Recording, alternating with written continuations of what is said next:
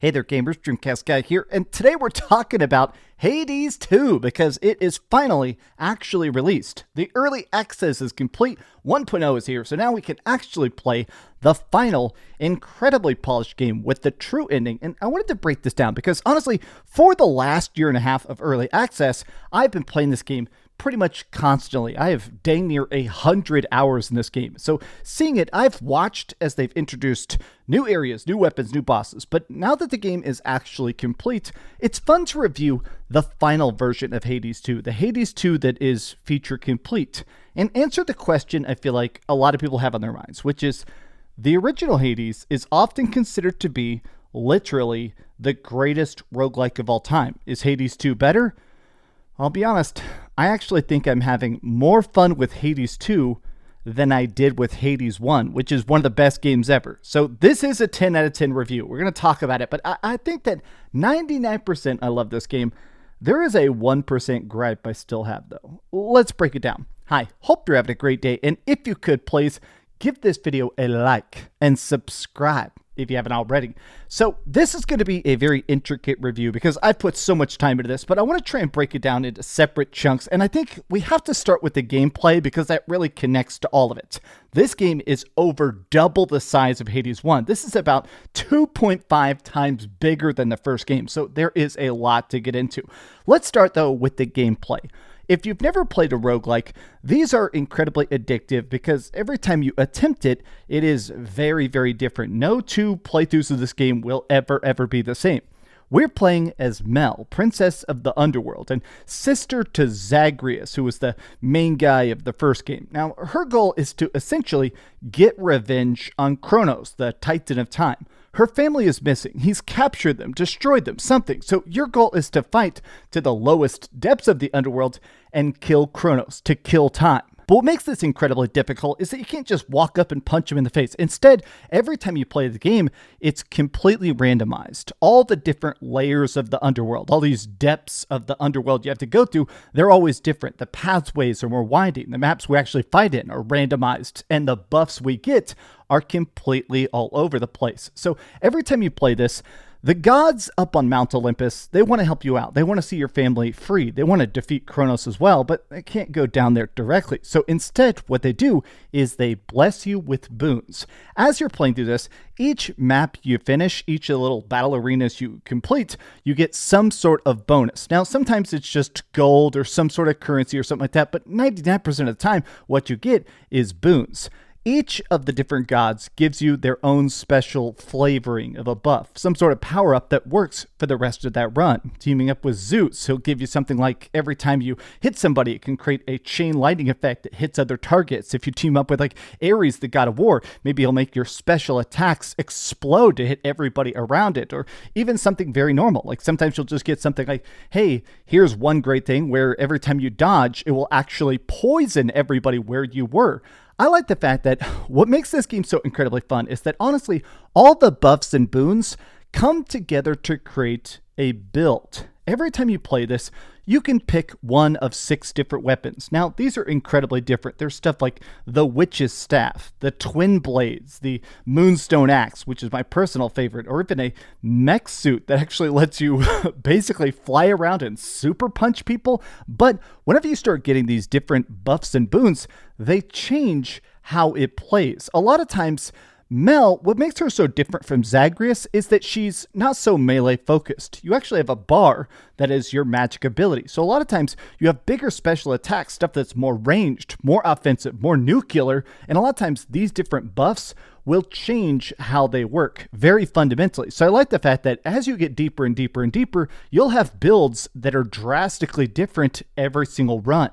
What makes this really addictive, though, is that you can play smart. As random as this is, whenever you complete a room, a lot of times you'll have 2 separate doors to choose from. And on the door, it'll tell you, hey, this is what your next option is going to be. Either a flat damage upgrade, or pick this door and we'll give you more magic power, or pick this door and you can team up with the God of War or whatever like that. I like the fact that, honestly, there's this great sense of the more you play this game, you start to see the pattern. You almost sort of start to see these like connections of, okay, I've already got a good dash dash ability. Now I need to make something where my sprint is faster. Oh, this ability is burning up a ton of mana. Let me actually pick somebody I know it's going to give me more mana regeneration so I can keep my damage per second higher longer and stuff like that.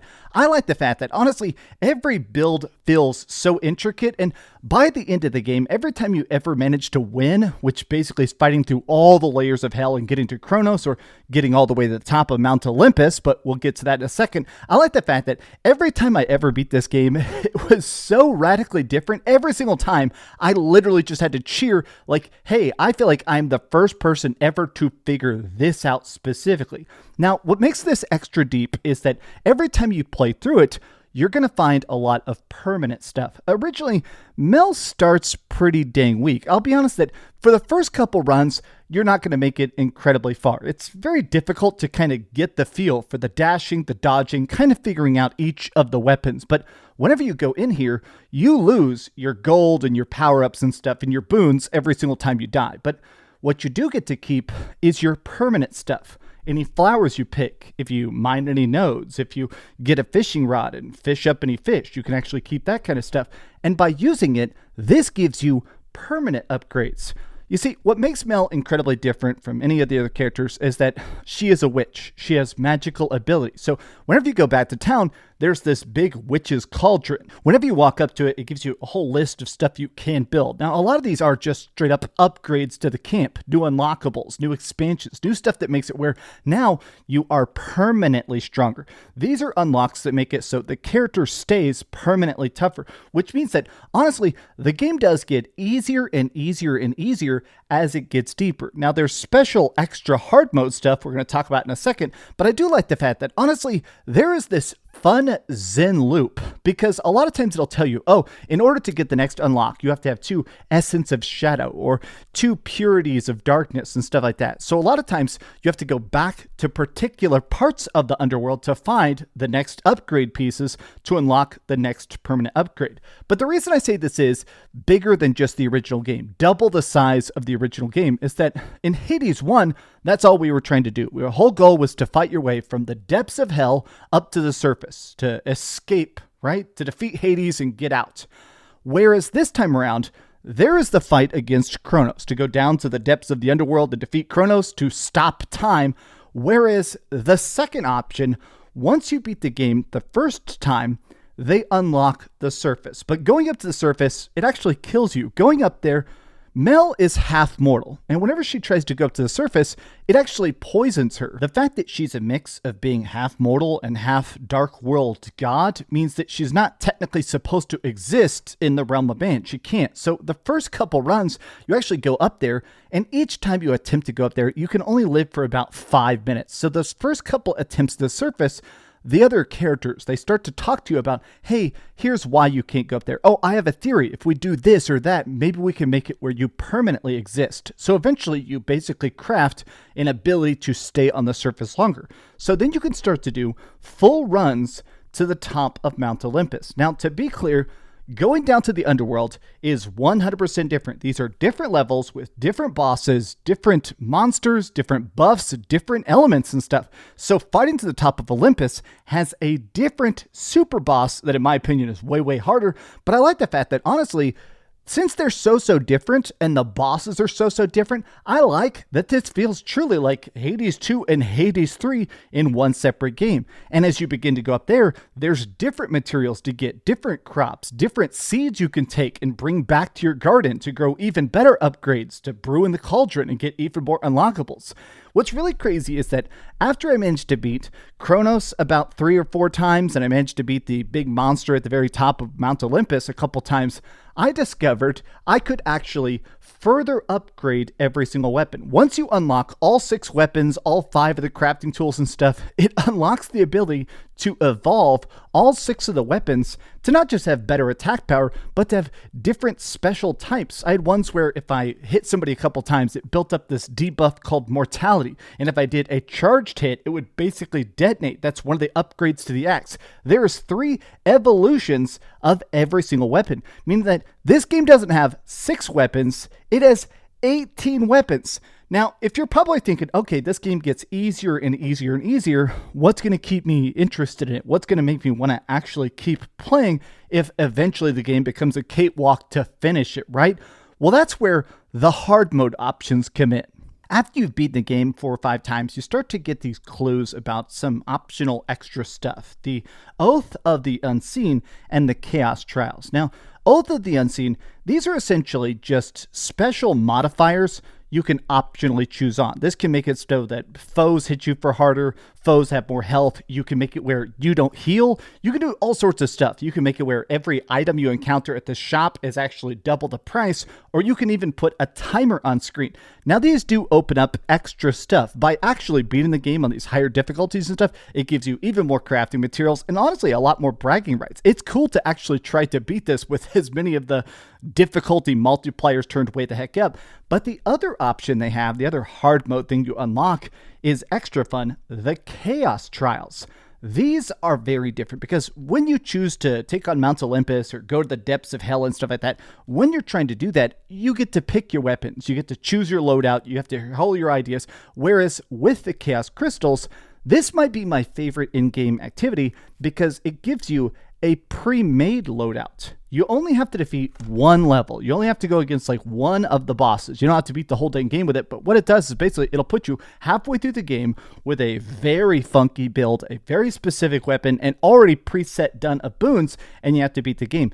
And I like this because honestly, it really taught me so much. Even after I had beaten the game and stuff like that, these Chaos Trials were so difficult and so different and weapons so outside my comfort zone. It taught me a lot about, oh, I never realized how viable a hex build could be. Oh, I never really thought about one of the weaknesses you can put on people is frail, which makes them take a lot more damage. I never realized about a frail stacking build. Or there was one build that I did on the Chaos Crystal that made it where if I didn't have full mana, it would actually make it where every time I cast anything, it would be 10 times more powerful because I wasn't at full mana. I like the fact that, honestly, the Chaos Crystal Trials are very hard. I mean, they're definitely supposed to be like one of the last things you ever do, but it was kind of fun to figure out, oh, here is actually how deep and how well balanced this game is, right? It's just crazy to see.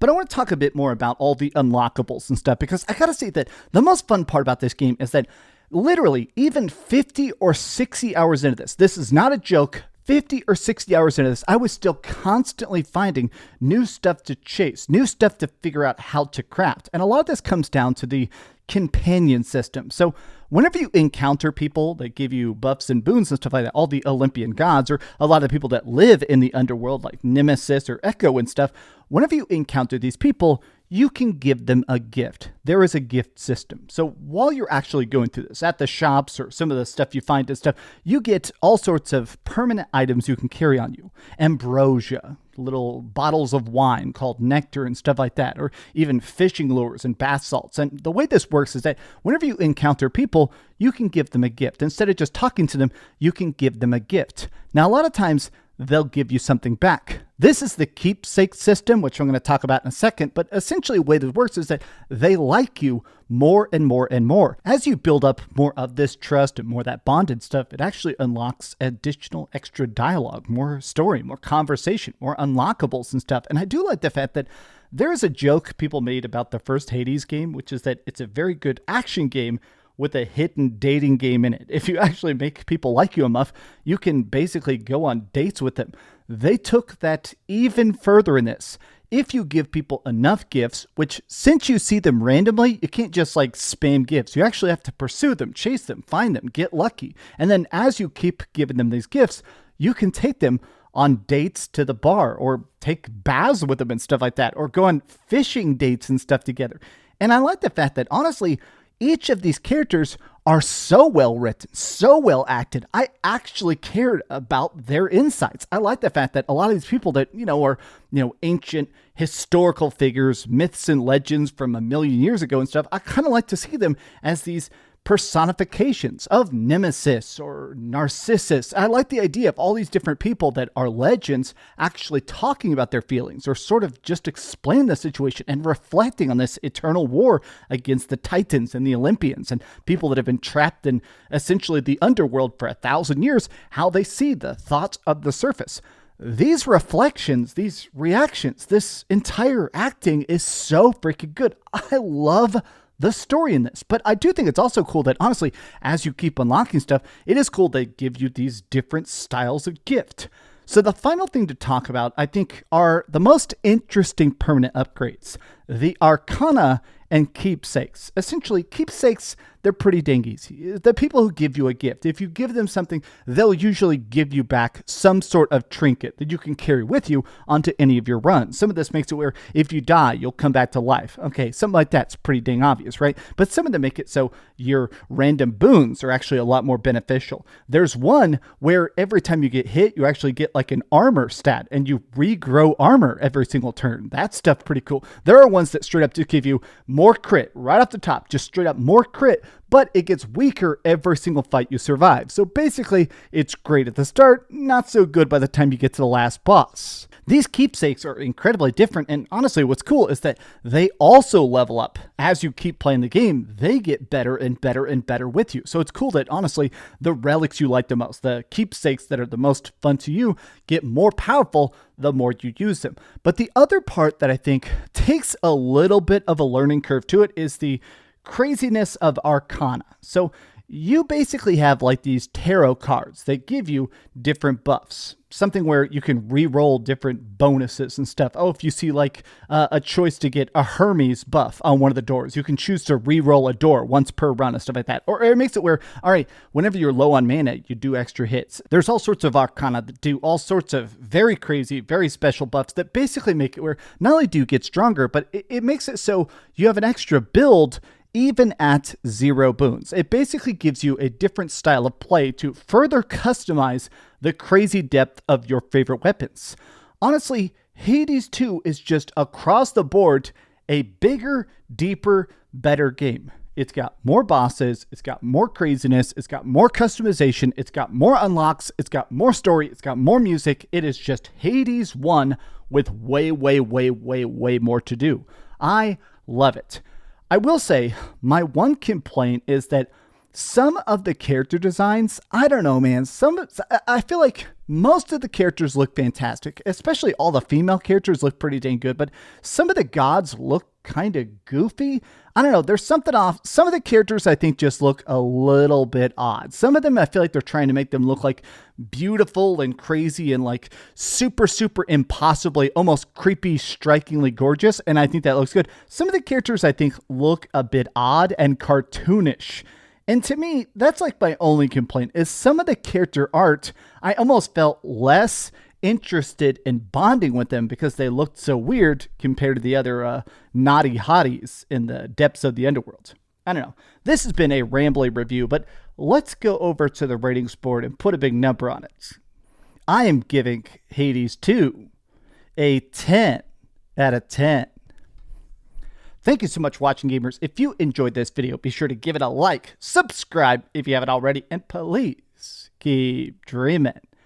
I cannot believe this game has finally hit 1.0. This also has cross-save, by the way. So if you buy it on Nintendo Switch 2 or Nintendo Switch, and if you also buy it on PS5 whenever it comes there, or you play it on PC, it's straight up, you can take your save file and move it back and forth. I played this on PC, but if you want to play it on Steam Deck, anything like that, runs great on Steam Deck, obviously. I'm tempted to get this also on Nintendo Switch 2 just because Nintendo Switch 2 is a little bit smaller and easy to carry around than my Steam Deck. But no matter what, man, Hades 2 actually better than Hades 1. Never would have predicted that, but dang am I happy.